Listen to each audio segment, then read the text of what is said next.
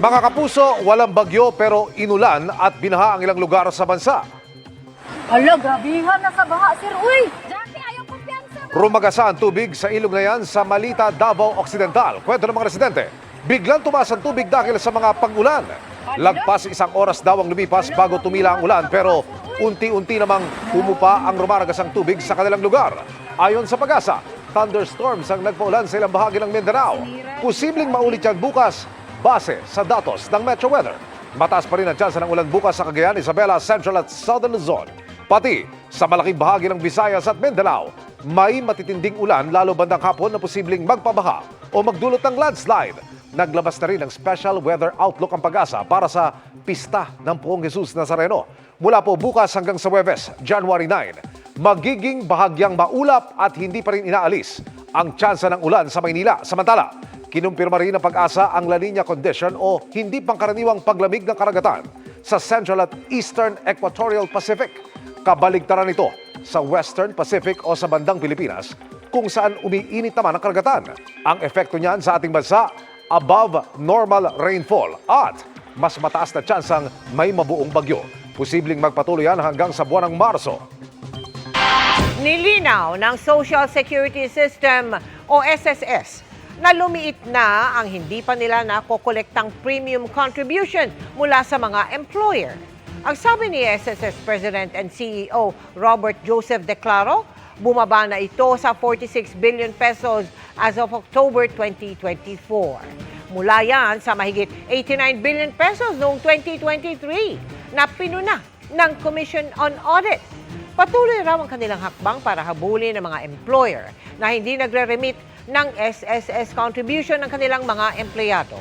Iginiit din ng SSS na huling tranche na ng dagdag kontribusyon ang ipinatutupad ngayong taon alinsunod sa batas. Wala rin daw nakikitang panibagong dagdag kontribusyon sa mga susunod na taon. Mas mahihirapan ho ang ating mga manggagawang Pilipino pag isususpend natin to o i-delay. Kasi ang perang makukuha ho ng SSS ay magagamit ho para mapa-improve pa ang benefits natin in the future. Kabi-kabila ang tambak ng basura sa Recto Avenue sa Maynila. Kung normal ang koleksyon ng basura sa Maynila, dapat umano nahakot na ito kanina pang umaga. Mabagal yung nag-aakot ng basura dyan. Mahirap lang magsalita. Bali, kanina lang po yan. Pero pahapon na, hindi pa rin dumaraan ang truck ng basura sa Recto. Mas matindi pa sa Blumentritt dahil kahapon pang walang humahakot ng basura. Nakakasuffocate po yung amoy. Delikado sa mga may asthma, may ano. Oo nga, lagi nyo bandaanan ho ito? Hindi ngayon lang po yan kaganyan, after ng Christmas. Awa-awa kami rito. Naipunan ng basura sa kalsada ang lungsod dahil inabando na umano ng Lionel Waste Management Corporation ang garbage collection sa huling araw ng kontrata nito sa Maynila. We are currently validating all these reports sent to us. Noong 31, which is the last day of Lionel, meron silang initial na ginawang trash collection pero hindi na tinapos. Example, ang collection sa barangay is 2 beses, 1 beses na lang sila nangolekta. Kaya pagpasok ng January 1, nagulat talaga lahat na maraming tambak na basura. Itinanggi ito ng Lionel. Ibinilin daw nila sa kanilang mga tauhan na gawin ang trabaho hanggang sa huling araw ng kontrata. Sinabi rin sa pahayag na kaya hindi sila nagbid para sa bagong kontrata ay dahil sa laki ng utang ng lungsod sa kanila na umaabot sa mahigit 561 million pesos. Yung dahilan nila na hindi na sila nagbid sa 2025 contract due to alleged unpaid obligation of 561.4 million is false. Unang-una, hindi yan ang binigay nilang dahilan nung nagsabi sila kay Mayor na hindi na sila magpa-participate. The reason that they gave was personal in nature, not contractual in nature. Dalawang kontratista ang pumalit sa Lionel, ang Metro Waste at Fileco. Natsyempohan namin ang Metro Waste sa Moriones na naghahabol sa backlog collection. For today, meron pang iilang mga areas but the mayor has already made a pronouncement na dapat si Metro Waste at si Fileco matapos nila ang hauling of all backlog collection by Friday. Siniguro naman ng City Hall na may nakalatag na sistema ng garbage collection para sa traslasyon at hindi ito makakadagdag sa problema ngayon ng syudad sa basura. Para sa GMA Integrated News, Mark Salazar, nakatutok 24 oras. Kritikal ang isang senior citizen sa Cebu matapos buhusan ng gasolina at silaban ng kanyang manugang. Nangyari ang insidente sa bahay ng biktima nitong linggo. Ang krimen, nakuhanan pa ng video ng anak ng suspect. Ayon sa pulisya, nag-away ang suspect at ang biktima tungkol sa hindi umano pag-uwi ng asawa ng suspect sa kanilang bahay. Hinanap niya noon ang asawa sa bahay ng biyanan. Agad namang naaresto ang suspect na nakaharap sa kasong frustrated murder. Git ng suspect, gusto lang niyang malaman kung saan nagpunta ang kanyang asawa. Pero ayon sa kanilang anak, lumayas umano ang kanyang ina dahil binubugbog siya ng suspect. 5 araw bago ang pagsisimula ng election period, may paalala ang COMELEC tungkol sa mga checkpoint sa ilang mga lugar sa bansa. Habang may nakatakdang pulong naman ang komisyon sa PNP para suriin ang mga idedeklarang areas of concern. Nakatutok si Sandra Aguinaldo. Sa pagsisimula ng election period sa linggo, January 12, sinabi ng Commission on Elections na asahan na ang mga checkpoint at mas mahigpit na pagpapatupad ng gun ban. Pero paalala ni COMELEC Chairman George Erwin Garcia, dapat alam ng lahat ang kanilang karapatan. Pinayuhan din niya ang mga magpapatupad ng checkpoint na huwag umabuso. Kung ano lang yung nakikita, yun lang ang pwedeng maki-inspect at hindi pwedeng magpababa ng tao, magpabukas ng kung ano-ano. Iiwasan ang paglalagay ng checkpoint doon sa mga madidilim na lugar. Yung mga mag-checkpoint, naka-uniforme. May mga pangalan. Limitado lang daw ang pinapayagang magdala ng baril, kaya dapat matiyak na may permit maging ang mga security personnel ng mga politiko. Yung mga bodyguards, hindi po. Kinakailangan i-apply yan ng mga halimbawa, kung ikaw ay isang kongresista, automatically exempted ang senators at congressmen. Pero yung mga security personnel nila, kinakailangan din nila mag-apply. Sa Huwebes, makikipagpulong si Garcia sa Philippine National Police para daw masuri ang mga idedeklarang areas of concern kaugnay sa eleksyon. Nanawagan din siya sa PNP na buwagin ang mga private armed groups sa bansa dahil magiging banta raw ito sa eleksyon. Inilahad din ni Garcia na marami silang natatanggap na hiling para malipat ang mga presinto na gagamitin sa eleksyon. Pero magiging mahigpit daw ang COMELEC dahil posibleng hakbang ito ng ilang politiko para malipat ang botohan sa kanilang mga baluarte. Lilipat mo sa bahay, sa tabi ng bahay ni Mayor, ang pagboto. Tapos yung lahat ng kalaban ni Mayor hindi makakaboto, ay usong-uso yan. Gasgas na strategy po yan. Para sa GMA Integrated News, Sandra Aguinaldo, nakatutok 24 oras. Getting to know each other sina My Ilonggo Girl stars Jillian Ward at Michael Sager. Sa muling pagsalang naman ng star of the new gen sa GMA Integrated News interviews, naging emotional si Jillian nang ibahagi ang malungkot na balita tungkol sa kanyang pamilya. Makichika kay Nelson Canlas. Don't let this sweet moment fool you dahil ang kilig sa eksenang ito sa upcoming Kapuso Prime series na My Ilonggo Girl, pinag-aralan pa raw ng first time na mag-love team na sina Jillian Ward at Michael Sager. Nag-uumpisa pa lang ang dalawa na mas makilala ang isa't isa. Sa pag-upo ni na Jillian at Michael sa GMA Integrated News interviews, nireveal ni Michael ang first time niyang makilala si Jillian years ago at napahanga na raw siya sa dalaga. My first guesting on TV when I first started was with Jill sa Mars Pamor, and that's when I got to actually talk to her. And of course po at the time sabi ko, hala, kinakabahan ako na nahihiya. Sabi ko, hello Jill. And it was a surprise to me na she was very approachable, napakabait, napaka-humble. And ang maganda pa doon, she gave me advice for the future. And parang kinilig ako ng slide kasi, for someone to think of you in that way.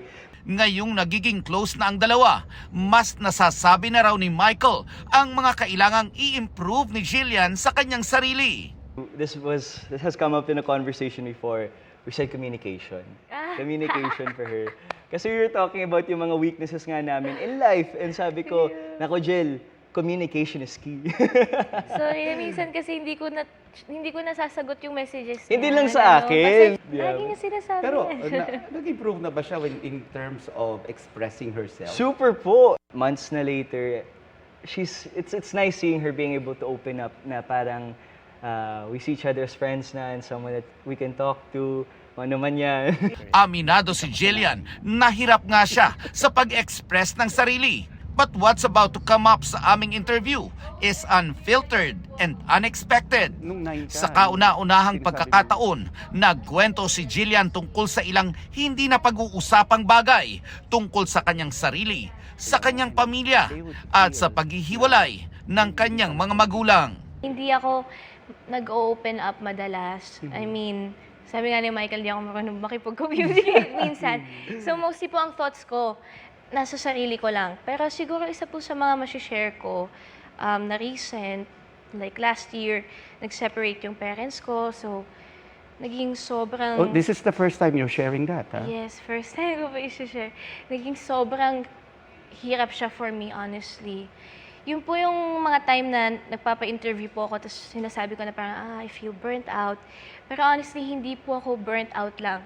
Talagang emotionally exhausted po ako kasi may time na naririnig ko yung parents ko na nag-uusap sila ng madaling araw bago ako mag-taping. Tapos, I have to act like hindi ko naririnig yung mga conversations nila. Tapos po, kaya po pag pupunta ako ng taping, kaya kong umiyak ng 14 hours a day kasi totoo po yung emotions. So doon mo nilalabas? Doon ko po nilalabas kasi sa house hindi ko nilalabas yung iyak ko, yung galit ko. Ayun, parang hindi ako sobrang expressive sa personal life ko. So nilalabas ko po siya sa eksena. Hindi na napigilan ni Jillian ang kanyang emosyon, lalo't nang ibabaw ang kanyang pagmamahal sa kanyang pamilya, partikular na sa kanyang ina. Sorry na, very emotional. Message ko sa mama ko na, well, my mom is my life. So, wait lang.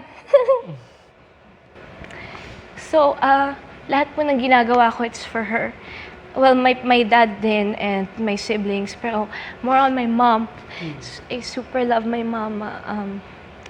So, I hope she's proud. And, kasi po when she was growing up, hindi niya na-achieve lahat ng gusto niya ma-achieve. So gusto ko lahat ng hindi niya na-achieve for herself, i-achieve ko sa sarili ko for her. My mom had doubts about having me at first kasi she was very young. I want to prove sa kanya na hindi siya nagkamali. And I want to make her proud. And I'm so proud of her kasi yung mom ko din, hindi din po siya nag-share ng mga pinagdaanan niya, pero grabe yung mga pinagdaanan ng mother ko, and I'm so proud.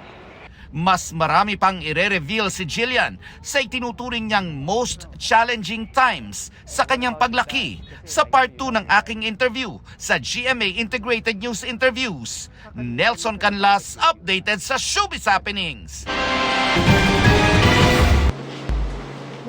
Umabot ng mahigit 400,000 pesos ang hospital bill sa pagpapa-ospital ng mister ni Leonora nang putulan ng paada sa komplikasyon sa diabetes at ma-stroke pagkatapos ng operasyon noong nakaraang Nobyembre. Nang ibawas na ang personal insurance, PhilHealth at PWD discount, may natira pa ring 65,000 pesos.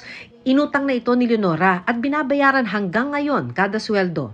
Bakit pagka may sakit ka na, pinapahirapan ka pa sa bill, samantalang pag wala kang sakit nung may trabaho ka, nandyan yung tax. Yung PhilHealth, one-time deduction lang naman po yun eh.